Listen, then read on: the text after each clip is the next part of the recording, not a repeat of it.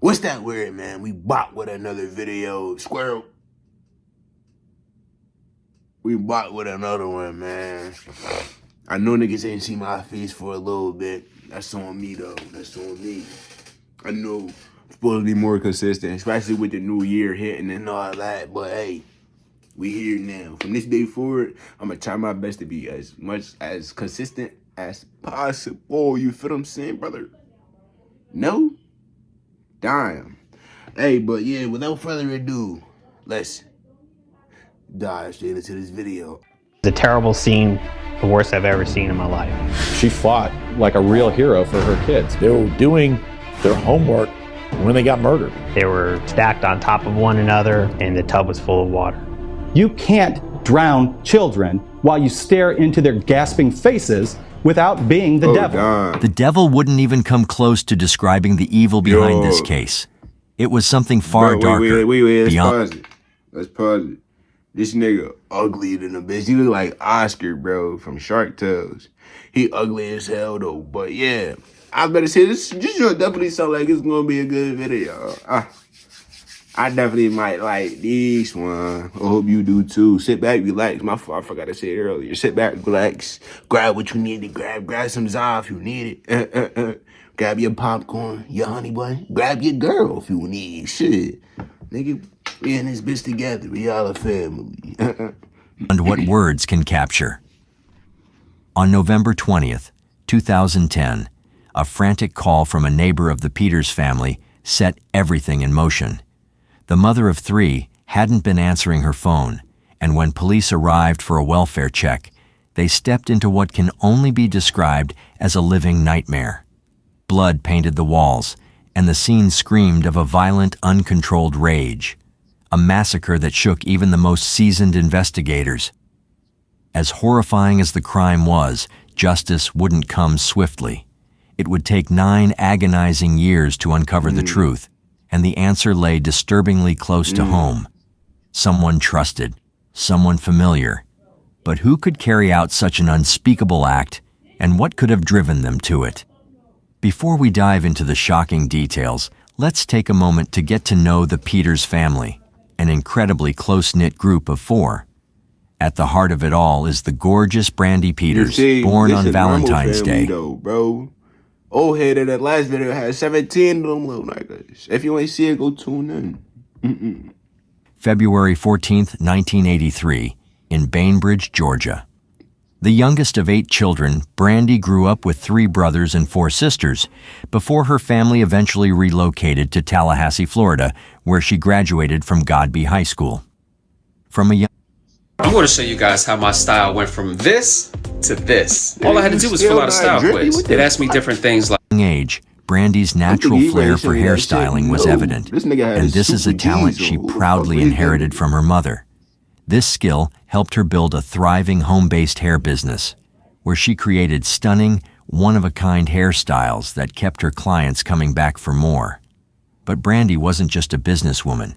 She loved spending her time crocheting and enjoying the company of her loved ones. One of her closest relationships was with her cousin, Janet Howard. They were more like sisters than cousins, with personalities that balanced fiery energy and calmness. But in 2003, Brandy's life took a major turn when she found out she was pregnant with twins, Tamia and Tanaya, with her then-boyfriend, Antonio Anthony. However, their relationship was shaken when Antonio was incarcerated, leaving Brandy to raise the girls on her own. But she wasn't alone in this. Her family, especially her mother and sister Monica, stepped in to offer their unwavering support. However, it didn't take long for Brandy to find love again with Henry Segura, a hard-working welder, and together they built a new life. Yo, bro, it feel like I got sneezed like a bitch right now, bro. Like, this shit annoying me a little bit, folks. In 2007, they welcomed their son, Javante, into the world. With this new addition, Brandy and her 3 kids moved into a cozy home in Saddle Creek Run, a quiet, family-friendly neighborhood. Hold off on that. It was the perfect place to settle down, close to schools, and not far from the buzzing college scene in Tallahassee. You said bless you. It felt like the fresh start Brandy and her kids needed. So, as you can imagine, everything seemed perfect when you first heard about Brandy's life, right? The kids were doing well, the family was happy, and there was even a Thanksgiving trip planned to visit her cousin Janet in Tampa. But here's where the story takes a tragic turn. I'm gonna be right back. On the evening of November 20th, 2010, things started to go off track. Janet and Brandy's family began to get really worried. Brandy hadn't picked up her phone, and that wasn't like her at all. As a home-based hairstylist, staying connected with clients was pretty much a must. Picking up the phone wasn't even optional. After multiple attempts to reach her and getting no answer, her family decided it was time to take action. They called the police for a welfare check, hoping to get some answers about what was going on. But what they uncovered would change everything in a way no one was prepared for. Tonight, breaking news out of northern Florida. A mother and her young children were found killed at a violent crime scene. Now homicide detectives are looking for whoever might have had a reason to harm them. Tallahassee police say the four were murdered at a home on Saddle Creek Run Road. Police say the children are 6-year-old twins and a 3-year-old boy. They have not released any information on who they are or how they died, but they say they are actively searching the area. The home is just a few miles from the campuses of Florida State University and Florida A&M University. After hours of investigation, the detectives could tell that Brandy had fought for her life. There were trails of blood leading to the door where her body was found. It looked like she'd almost made it out. But then she was dragged back inside and beaten to death with a blunt object after being shot multiple times. The brutality of it all was chilling. But the horrors didn't stop there. When investigators went further into the house, they made another devastating discovery. Brandy's children were found in the bathroom, stacked on top of each other in the bathtub. The tub was filled with water. Sadly, Brandy and Tamia had been shot, while Tanaya and Javante had been drowned. It appeared that the killer then placed Tamaya in the tub with her siblings, as though to add to the horror of it all. The signs of a struggle were everywhere. According to the police, the scene was even more gruesome than anyone could have imagined. The walls and ceilings were tainted with blood everywhere. It was clear that the violence had been intense, and the house itself was a chaotic mess. And you could tell Brandy fought desperately to protect her children, but in the end, her efforts weren't enough. There were no signs of a robbery, though. It wasn't about taking anything. Brandy didn't have much to steal, and the door wasn't even broken down. In fact, it was locked when the police arrived, making it seem like the attack had been carefully planned, carried out swiftly in the evening, likely just hours before they were discovered. The children had been wearing their pajamas, with their homework still out, suggesting they were just about to settle down for the night. They had no idea that someone, perhaps even more than one person, had slipped into their home. And to make things even worse, the phone had been ripped off the wall, its cord severed. It was as though the killer had taken every step to ensure that no one could call for help. It wasn't just a random act of violence. This was a carefully calculated, horrific plan. By the way, I post true crime and new cases here every day. So if that sounds like your kind of thing, please consider subscribing. It helps a lot. Now, if you're wondering who could orchestrate something so brutal, well, let's... Did you do that? I gotta run it back. I run it back for you though, just so you ain't miss it. You see that right there? Please consider subscribing to the channel. Hold on, I let him say it. It helps a lot. You heard it. And the words of my bro right there, it helps. Subscribe to the channel. Drop a comment, but I don't give a fuck what you comment. Hey, shit, comment whatever. Shit. Let me know what you ate yesterday around 4 o'clock. You feel what I'm saying? Don't matter. Drop a comment, like the video, and share. That's how we gonna grow as a community, man. Let's get it, though. Now, if you're wondering who could orchestrate something so brutal, well, let's break it down. As mentioned, there were no signs of forced entry, meaning this was undoubtedly a personal attack. The family likely knew the killer, someone they trusted, or at least didn't see as a threat. One person who was closely connected to the family was Henry Segura, the father of little Javante. He was interviewed and spoke with authorities the very day the bodies were found, and his role in all this would soon become a key part of the investigation. And Javante is your child. As it This was me, struggling to keep up with posting consistently on YouTube and getting less views than normal, until I found Spotter Studio. Spotter Studio is an AI software built to help YouTubers come up with video. Turns out, things weren't all rainbows and sunshine for Henry and Brandy after they met. At the time, Henry was already married to someone else, and his relationship with Brandy was more of a fling, until she got pregnant. However, when the investigation turned to him, Henry had an alibi. He was interviewed, and he claimed that at the time of the murders, he was at home with his wife. His cell phone records supported this claim, and his wife confirmed his story. Bro, just because your cell phone say you was at the crib don't mean you was at the crib, bro. Nigga, you know how much times I left my phone at the crib by accident, bro. I mean, it wasn't a lot, but I still Further, Henry described Brandy as spunky, sweet, and cool, saying they didn't have any bad blood between them. He seemed to paint the picture of a relationship that was friendly and casual, which only made the whole situation more perplexing. Tell me about Brandy. What kind of person is she? Spunky. Okay. You said she was funky. Tell me about Brandy. What kind of person is she? Spunky. Okay. Yo, what do that mean?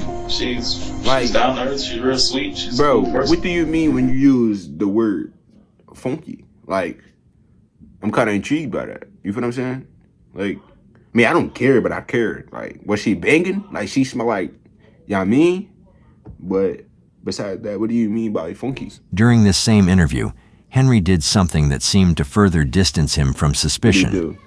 He asked the detective how his son, Javante, had been killed.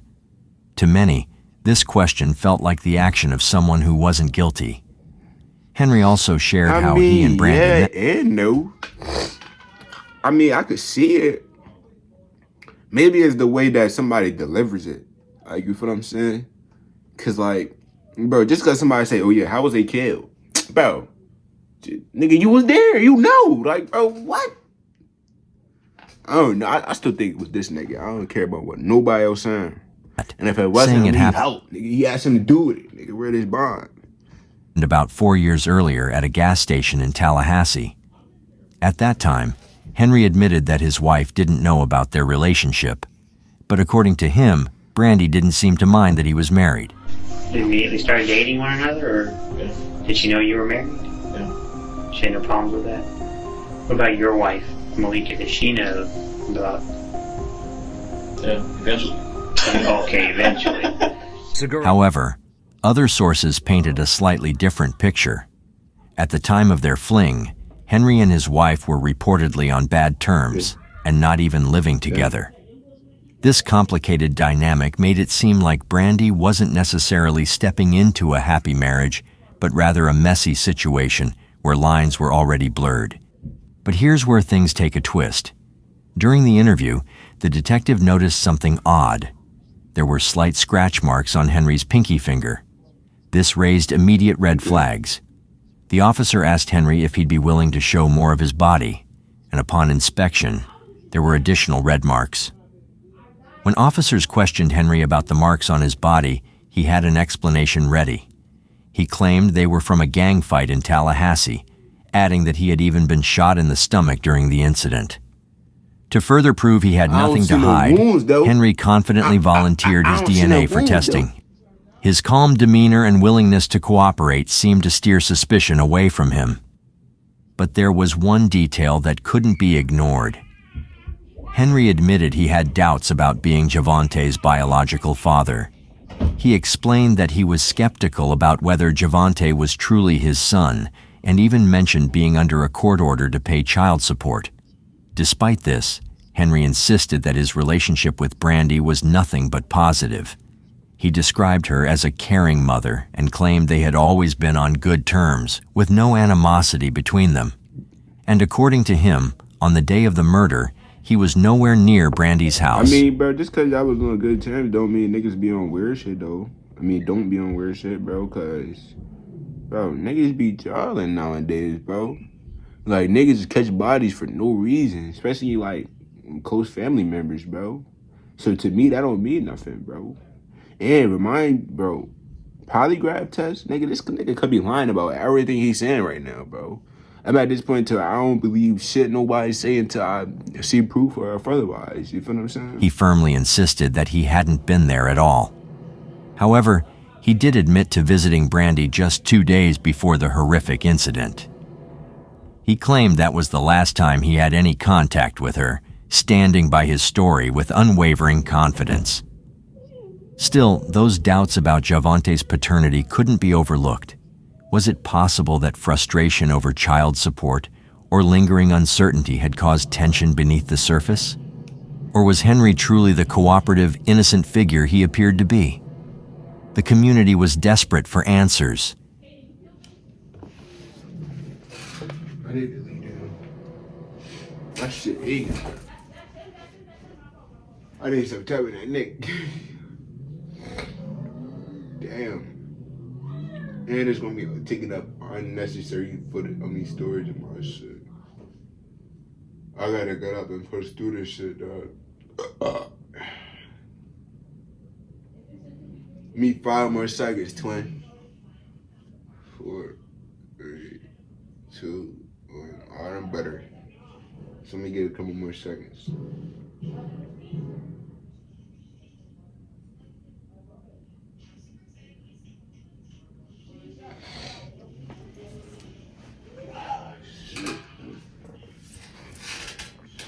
My fault too much.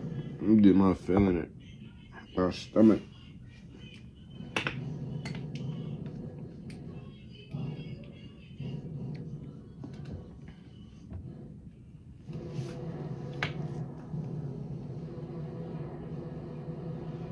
People were terrified, urging officers to move quickly, because what if this was the work of a serial killer?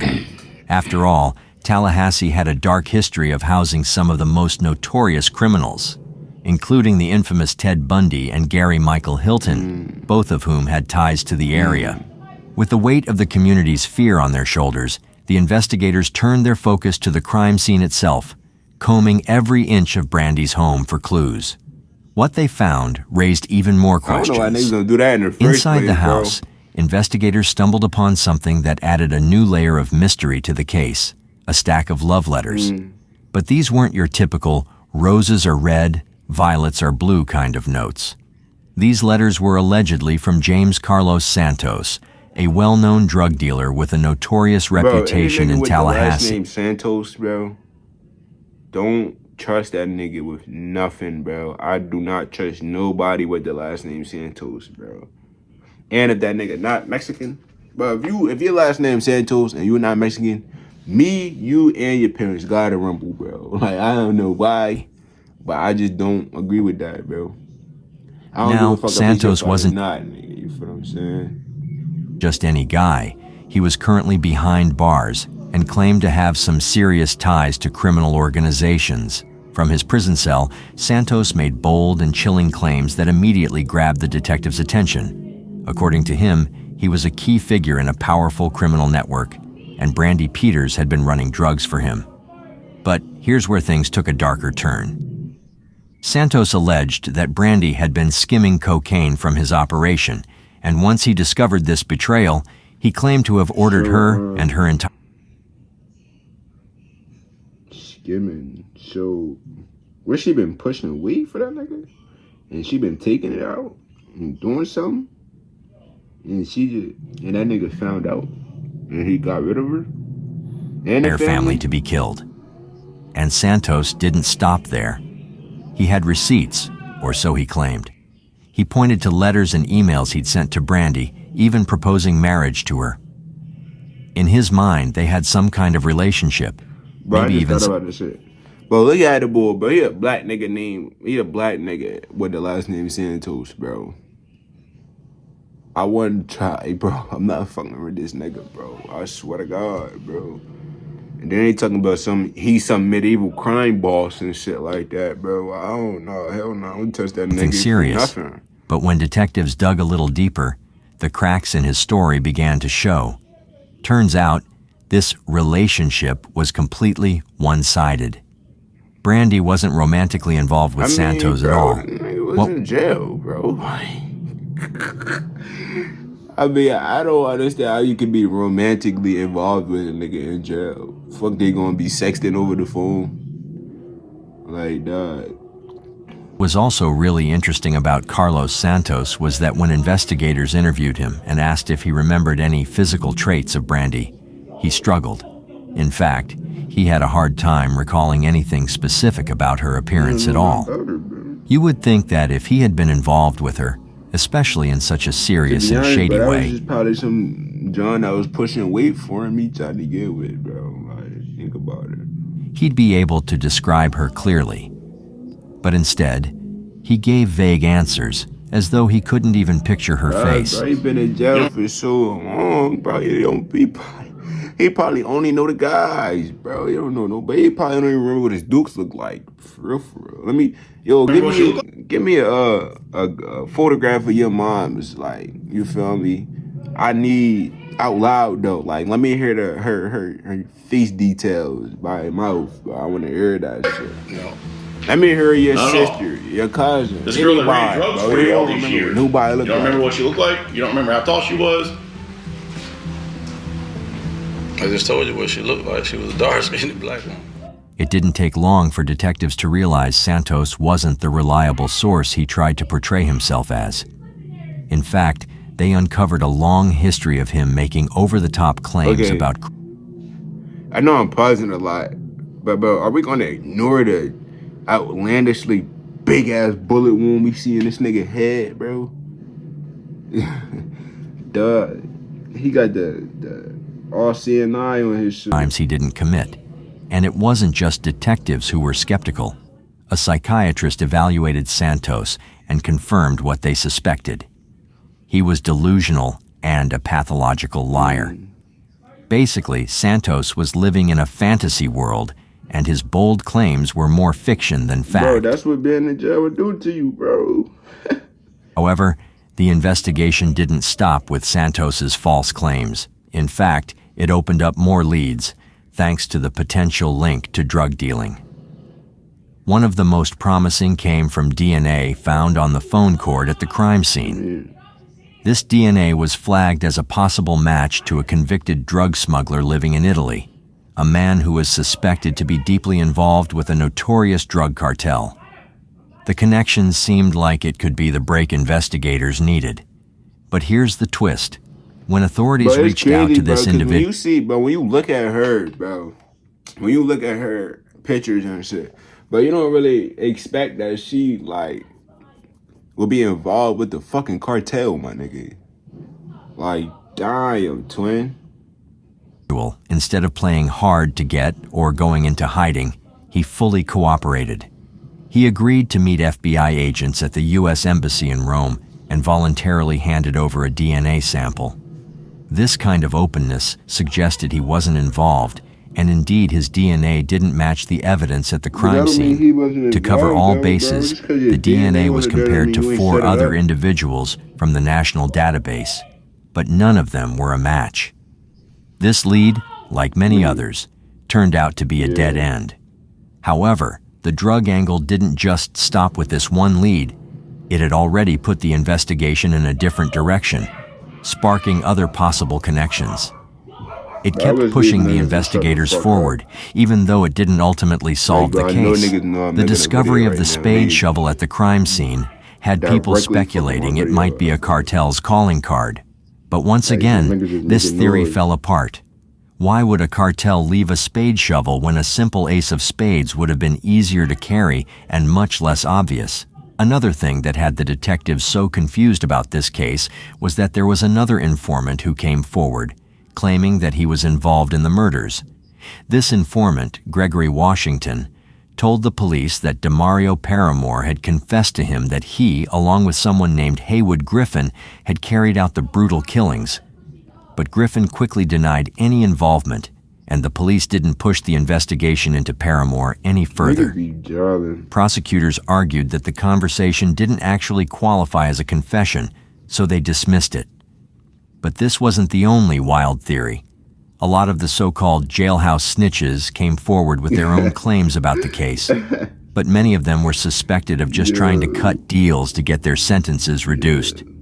In fact, One even admitted to asking for a lighter sentence in exchange for his tips. With the cartel hit theory and the claims from jailhouse snitches pretty much squashed, and no solid leads coming from the drug connection, the investigation shifted its focus back to the suspects who were much closer to the victims.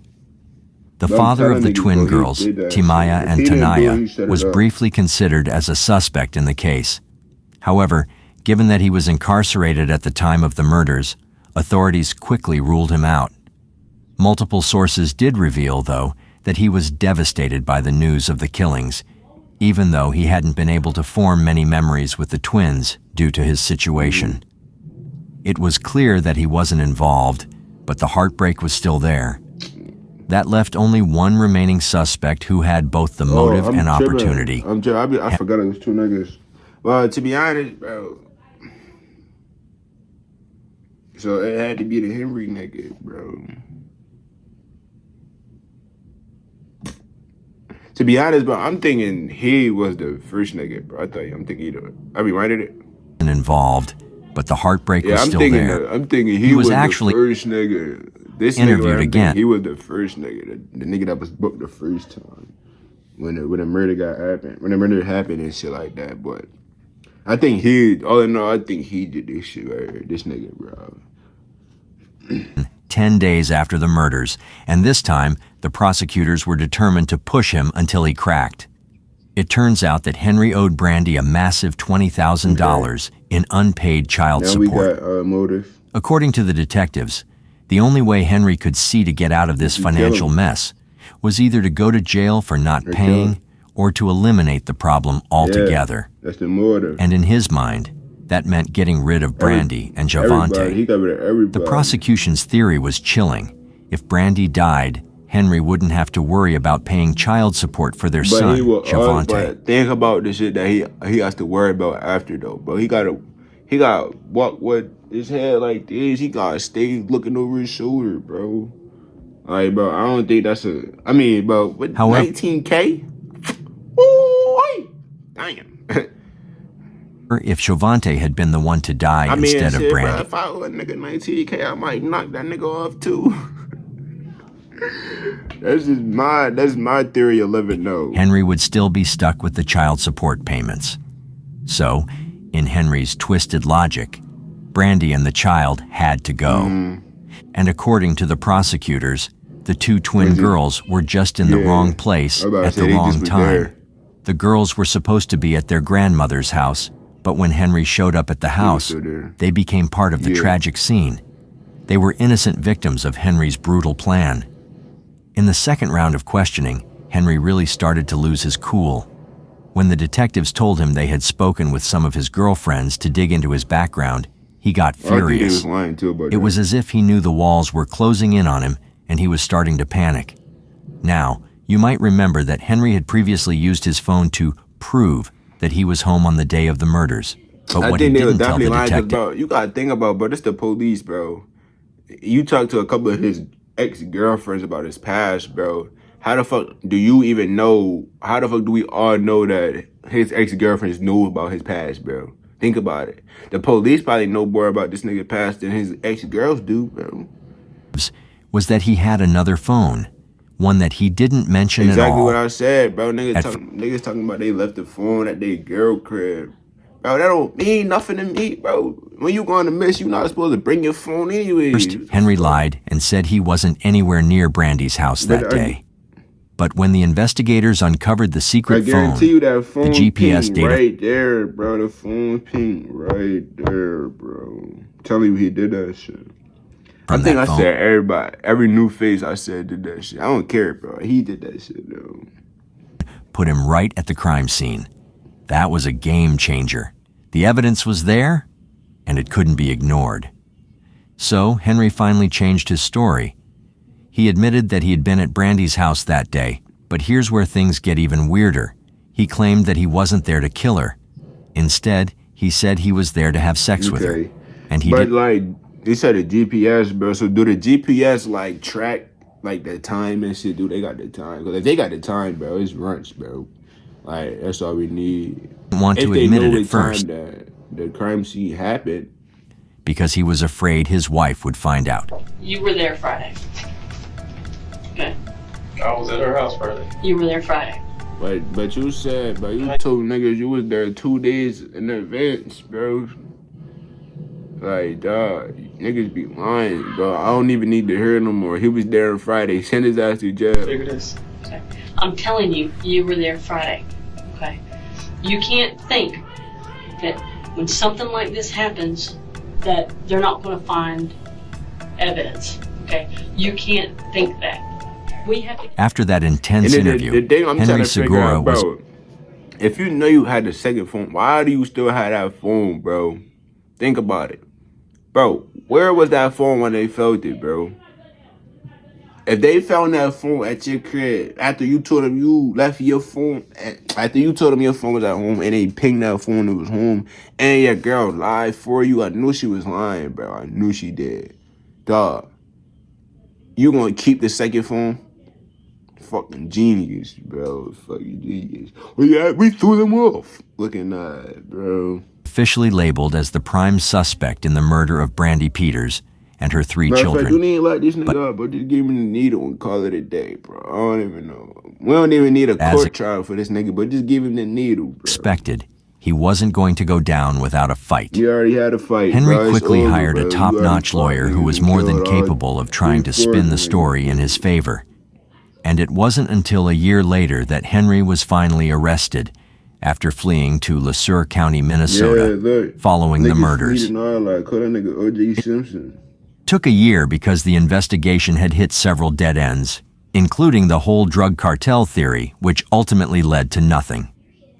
When the trial finally kicked off, Henry's defense team tried to argue that the lack in the cartel, like, well, clearly she wasn't in there, but like had parts of it though, like she was in that. His DNA at the crime scene 17%. was solid proof that he wasn't involved in the murders. They even claimed that he had just been there for a casual visit with Brandy. Nothing more, nothing sinister. Crime scene was solid proof. When the trial finally kicked off, Henry's defense team tried to argue that the lack of his DNA at the crime scene was solid proof that he wasn't involved in the murders. They even claimed that he had just been there for a casual visit with Brandy. Nothing more, nothing sinister. When Henry was asked why he had lied to the police during his initial interviews, he simply said, And yet you're asking. But I'm like, bro, all right, look, let me tell you how Draco breaks shit down, bro. In my mind, the theories, bro. How we know you wasn't in the crib set shit up, bro? You could have been in that crib. You probably did crack her. Who cares, bro? You could have been. But as soon as you left, boom, you left the door unlocked on purpose. You made sure that door was unlocked on purpose, bro. How we know you ain't do that? Boom, now we got other niggas breaking in their crib, doing the dirty work, bro. How we know you ain't paying nigga? Yo, check this nigga bank account right now. Let's see if he took out a $5,000 cash advance, bro. I want to see that. Jury to believe everything you have to say today. Yes, because in the process of me lying and doing all these lying, I had a whole lot of time to sit down and think about all the mistakes I made, all the kids I had outside of my marriage, and. Bro, this nigga ugly as hell. I can't avoid speaking up on it, bro. And when I catch, bro, I'm gonna put these heavy Johns on you, bro. Not playing with you. I don't get down with niggas how you get down with niggas, bro. I've learned how to right my wrongs. With that weird shit, I'm not, bro. I don't play with niggas. Killing niggas' whole family, niggas' moms. You killing females. You killing kids. Boy, come do that to me. Watch what happens. I guarantee I'll stand over you, bro. Not playing either, big head ass nigga. The case quickly took a turn when Kelsey Kennard, Henry's former cellmate in an Oklahoma jail, came forward to testify. Was he in jail for shoplifting? Bro, what the fuck was he doing in jail, bro? Kennard shocked everyone by revealing that Henry had confessed to him back in 2011. According to Kennard, Henry had gone into disturbing detail about the murders, about how he killed Brandy and her 2 daughters. Despite this bombshell testimony how is and that all even the mounting something to brag about, though? Think about niggas be retarded. Evidence. Then they got prison snitches, bro. They got jail snitches, bro. Like, The jury just couldn't reach a consensus. I knew they After had informants in jail, but I didn't know it was like a whole community of them niggas. Like, they really got a whole bunch of jail snitches, bro. Hours of deliberation, the jury ended up in a deadlock with an 8-4 vote in favor of acquittal. With no unanimous decision, the judge had no choice but to declare a mistrial in 2017. The last trial took place in November of 2019. I would have just said, we ain't got no final answer, give him the needle. I don't care if he did it or not. He getting the needle.